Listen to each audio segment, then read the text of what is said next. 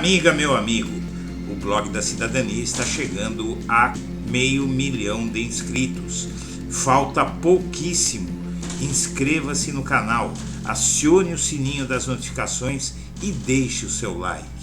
Bom dia, senhoras e senhores. Hoje é 15 de outubro de 2023, são 8 horas da manhã. E o novo problema de Bolsonaro se chama Marielle Franco.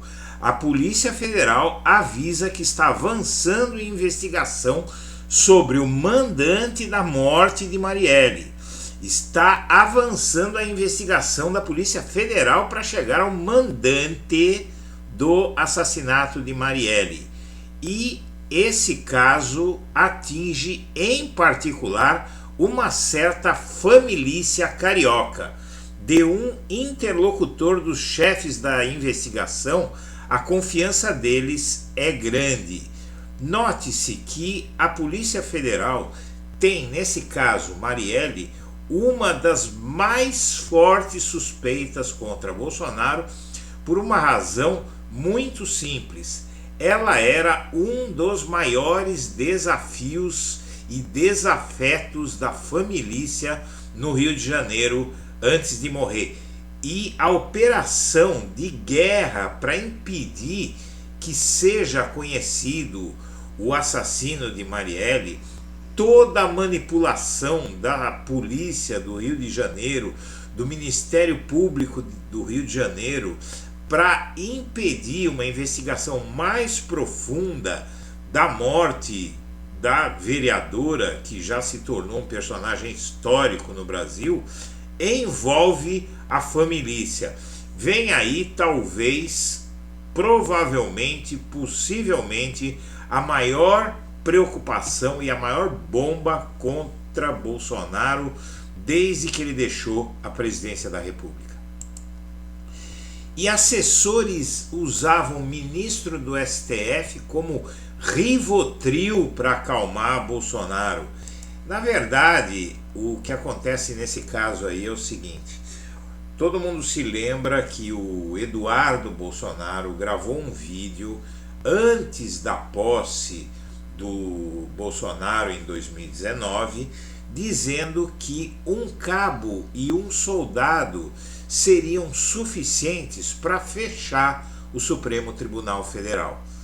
Bom, o que acontece é que teve um ministro do STF que levou isso muito a sério. Assessores de Bolsonaro apelidaram um ministro do Supremo de Rivotril, porque sempre recorriam a ele quando precisavam acalmar o ex-presidente. Era José Dias Toffoli, o ministro que até a chegada de Cássio Nunes Marques e André Mendonça tinha a melhor interlocução com o ex-presidente. A história do apelido está contada em O Tribunal, como o Supremo se uniu ante a ameaça autoritária, dos jornalistas Felipe Recondo e Luiz Weber, que está em pré-venda pela Companhia das Letras e será lançado no próximo mês.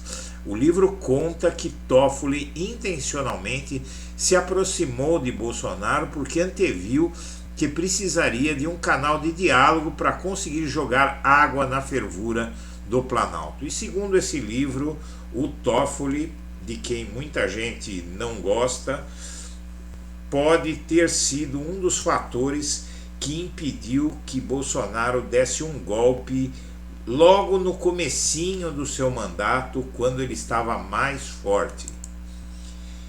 E você conhece o deputado baderneiro, o deputado da quinta série, o tal de Brunini, não é? Bem, estourou um escândalo contra ele.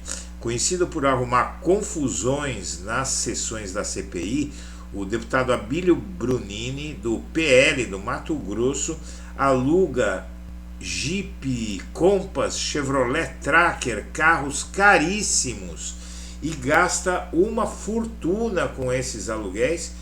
E ele se defende dizendo que para visitar todo o estado ele precisa de carros de luxo. E aí essa história está muito mal explicada e as piadas dele devem parar em breve. E o Lula humilhou o Bolsonaro. Diferentemente das trapalhadas ocorridas em 2021 para resgatar compatriotas na China durante a pandemia de Covid, a operação comandada pelo presidente Lula em Israel funcionou sem lances teatrais e é considerada um grande sucesso. Quem se lembra das trapalhadas ocorridas em 2021 para resgatar míseros 34 brasileiros que estavam na China durante a pandemia de Covid e viu o resgate de centenas de pessoas que estavam em Israel em voos da Força Aérea, pode perceber que agora o Brasil funciona. Os aviões da FAB partiram para Israel e voltaram sem teatro. Poucos países conseguiram semelhante desempenho e nações vizinhas pediram ajuda ao governo brasileiro. Na quinta-feira, um dos aviões da Presidência da República entrou na operação. Foi um show que projetou o Brasil diante do mundo. Ministério da Saúde investiga contratos estaduais do governo Bolsonaro. Relatório do Ministério da Saúde cobrou atenção a 3 contratos firmados no Rio de Janeiro e no Acre durante o governo Bolsonaro. O Ministério da Saúde abriu apuração sobre contratos fechados pelas superintendências estaduais da pasta durante o governo Bolsonaro, que somam 11,5 milhões ao ano. E na mesma semana, o TSE julga Bolsonaro e inelegibilidade de Lula. O Bolsonaro andou fazendo uma denúncia, na verdade 4 denúncias contra Lula durante a campanha, e elas vão ser julgadas junto com mais 15 ações contra ele. Diferentemente das ações contra Bolsonaro, uma das quais já até provocou a sua cassação até 2030, a cassação de seus direitos políticos até 2030, as acusações a Lula são fracas e devem morrer na praia. E com acenos e telefonemas frequentes, Lula e Barroso superam o passado de rusgas e se aproximam. Diz essa matéria que a relação do Lula com o Barroso vai ser muito mais próxima do que foi com Rosa Weber e, na verdade, neste momento histórico, essa união do Poder Executivo com o Poder Judiciário é vital para preservar a democracia brasileira.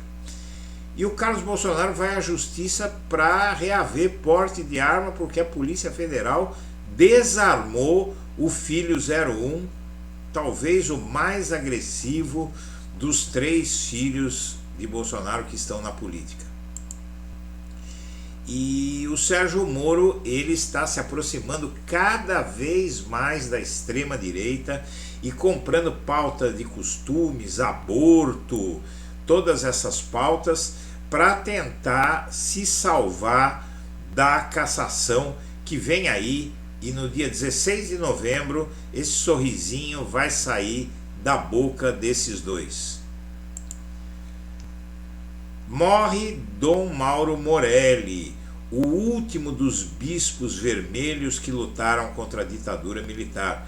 O grupo de religiosos incluía Dom Helder Câmara e Dom Paulo Evaristo Arnes, e esse foi um dos melhores momentos da história da Igreja Católica no mundo.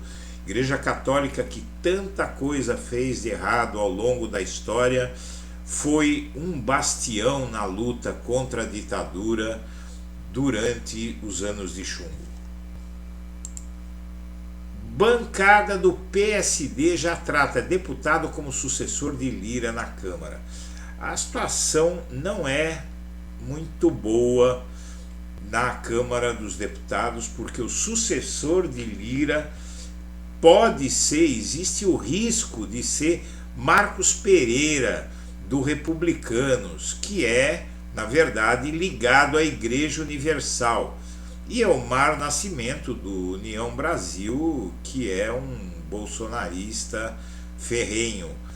Então esse Elmar Nascimento, que é do PSD da Bahia, ligado à Kassab, pode ser uma solução menos traumática, porém o governo Lula ainda acredita que pode ser possível. Esse aqui é o tal Antônio Brito, aliado de Kassab, PSD da Bahia, seria o mal menor, não é?